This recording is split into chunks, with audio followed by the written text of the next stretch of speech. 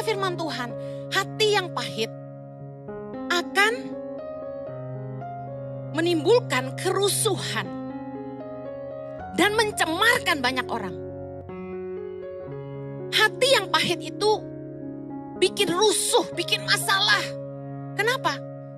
Biasanya orang tuh kalau terluka, dia sakit hati sama seseorang, dia akan berusaha menggiring opini yang jahat terhadap orang itu ke teman-temannya. Supaya semua backup dia, semua setuju dengan dia.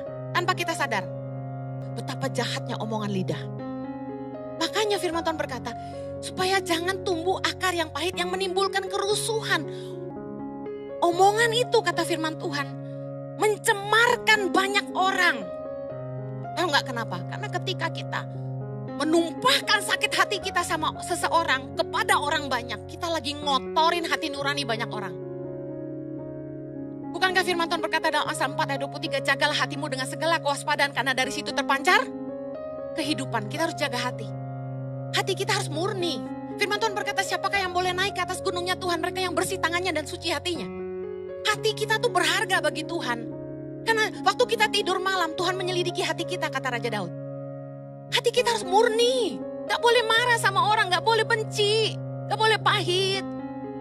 Gak boleh simpan kebencian di hati kita. Orang gak punya masalah jadi benci sama orang itu gara-gara omongan kita, bahaya gak? Hati-hati, menimbulkan kerusuhan dan mencemarkan banyak orang, ngotorin hati orang banyak.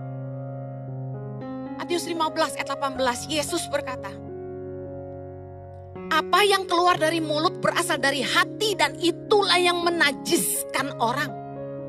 Jangan sampai mulutmu menajiskan kamu.